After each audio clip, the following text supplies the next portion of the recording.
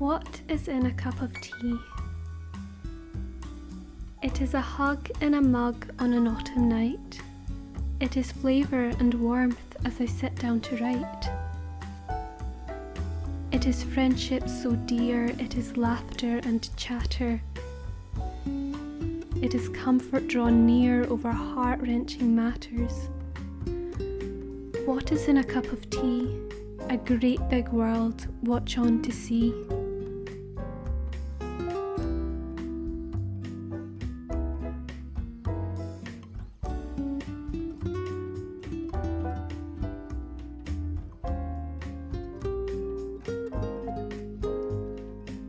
Sometimes we need to slow down and enjoy the simple pleasures in life, and I think there are few simple pleasures more comforting than freshly brewed tea. I've lived in several countries around the world, and though there are many cultural differences, one big commonality between them all is the art of tea making. In this video, I'll be showing you a snapshot of the art of tea making around the world as I have learned it from the cultures I've lived alongside over the course of my life.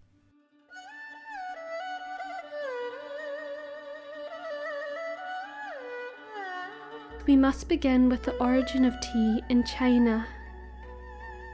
Just to say that though I'd love to visit someday, I've not personally been to China, so what I share is mainly based on what I learned from my Chinese roommate a couple of years ago. To be honest, I'd always associated tea with tea leaves and tea bags rather than brewing fresh ingredients.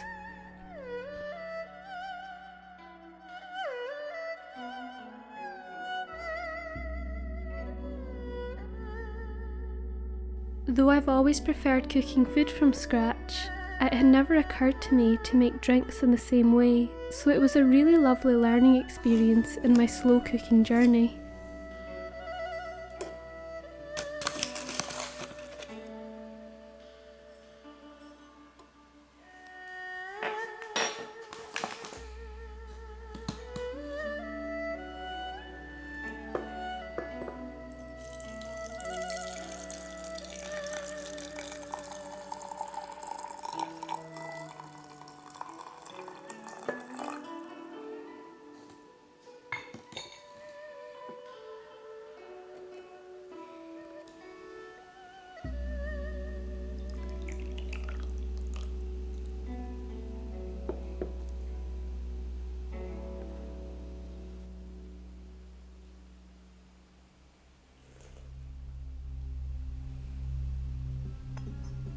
The next stop on our tea tour is Central Asia, just a step west of China.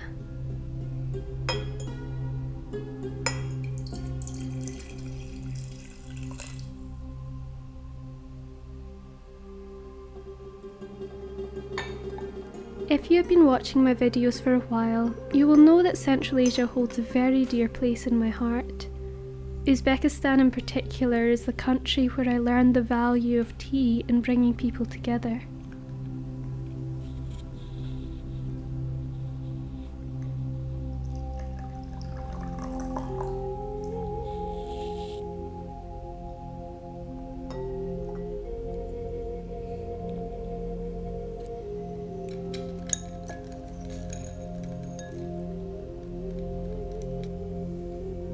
A meal cannot be consumed without many cups of tea in Uzbekistan, and you're sure to find a tea house known as a choykhana on every corner.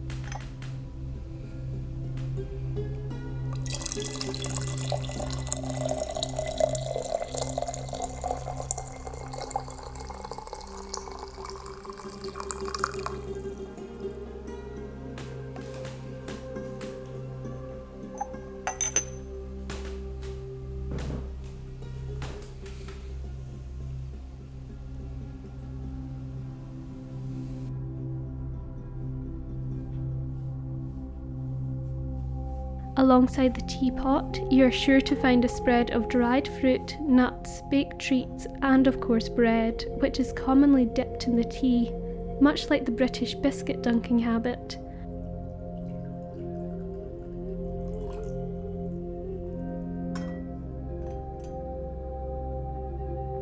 The cup that tea is served in is called a piola and is traditionally filled halfway for guests as a sign of hospitality and respect.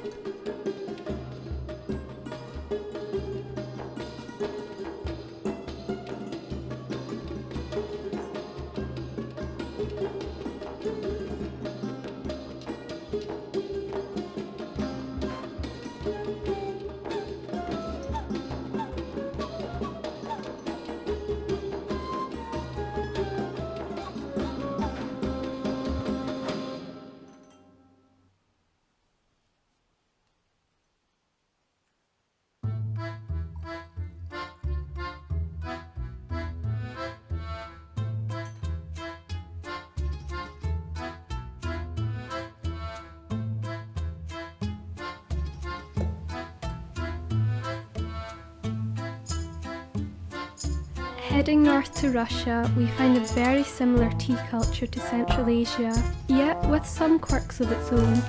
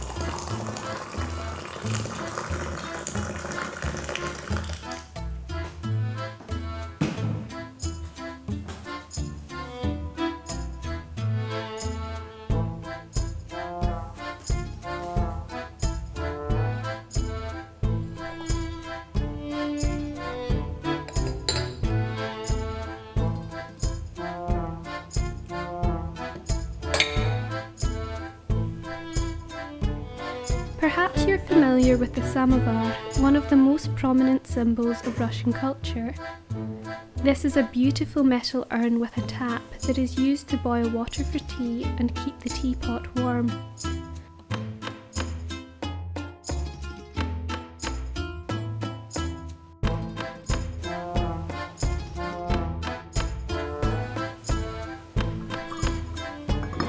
The tea is traditionally brewed very strong, then watered down afterwards with boiling water from the samovar.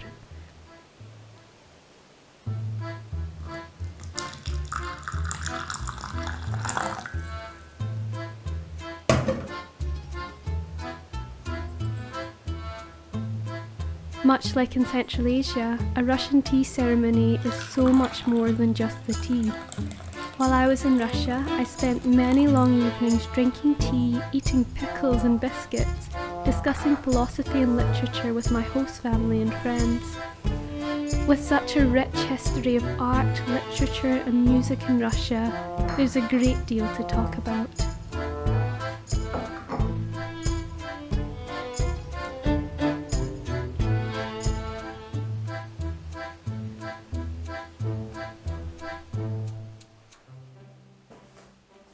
Finally, we come to Scotland, where I was born. When I first tried a British cup of tea, I couldn't understand what all the hype was about. It seemed like nothing more than a murky cup of leafy water. However, culture prevails, and my present-day self rarely goes a day without a cuppa. The most popular way to drink tea in Britain is with milk,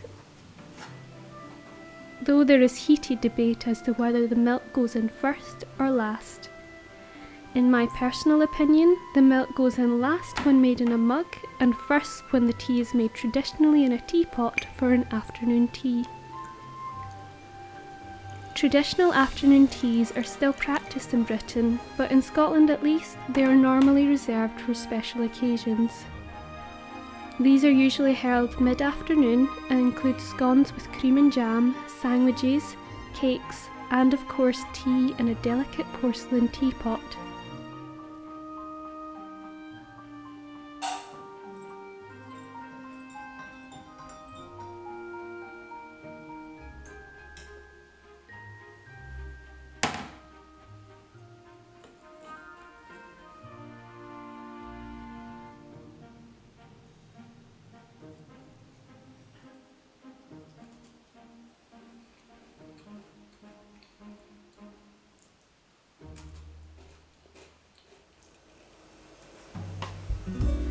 For everyday purposes, tea making in Scotland is a great deal simpler.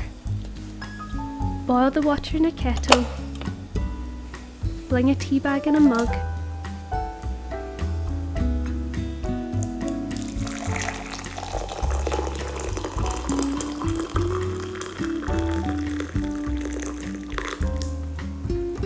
remove the tea bag,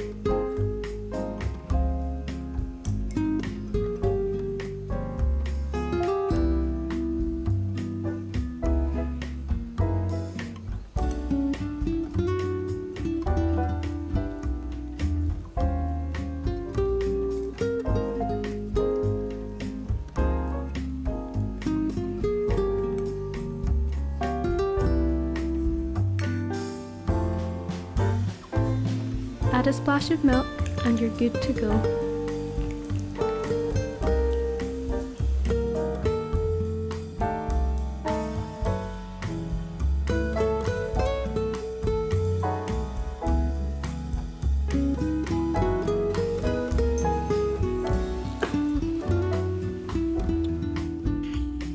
Thank you so much for watching. If you enjoyed, don't forget to like the video and subscribe for new wholesome content. As ever, it has been lovely to have you here.